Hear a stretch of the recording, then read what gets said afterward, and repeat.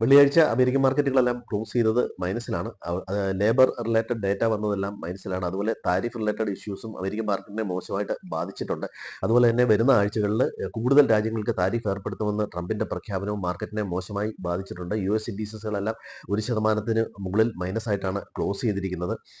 ഇത് ബാക്കിയുള്ള എല്ലാ മാർക്കറ്റിനെയും ഇത് ബാധിച്ചിട്ടുണ്ട്. ഇന്ത്യയിൽ പ്രധാനമായിട്ടും ഡൽഹി ഇലക്ഷന്റെ ഔട്ട്കമ്മിനോടായിരിക്കും ആദ്യം മാർക്കറ്റ് പ്രതികരിക്കുക. ഗ്ലോബലി നെഗറ്റീവ് ന്യൂസ് ഉള്ളതുകൊണ്ട് നമ്മുടെ മാർക്കറ്റ് ഒരുപക്ഷെ പോസിറ്റീവ് ആയാലും സെല്ലിംഗ് വരാനുള്ള ചാൻസ് കൂടുതലാണ്. ഫോറിൻ ഇൻസ്റ്റിറ്റ്യൂഷൻസ് ഇപ്പോഴും ഏതാണ്ട് 84% ഷോർട്ട് പൊസിഷനിൽ തന്നെയാണ് നിൽക്കുന്നത്. പ്രോ ട്രേഡേഴ്സ് ഏതാണ്ട് ന്യൂട്രൽ സ്റ്റാൻഡിലാണ്. റീറ്റെയിൽ ട്രേഡേഴ്സ് ബുള്ളിഷ് ആയിട്ട് തന്നെയാണ് നിൽക്കുന്നത്. അവരുടെ ബുള്ളിഷ് പൊസിഷൻ കുറച്ചിട്ടുണ്ട്.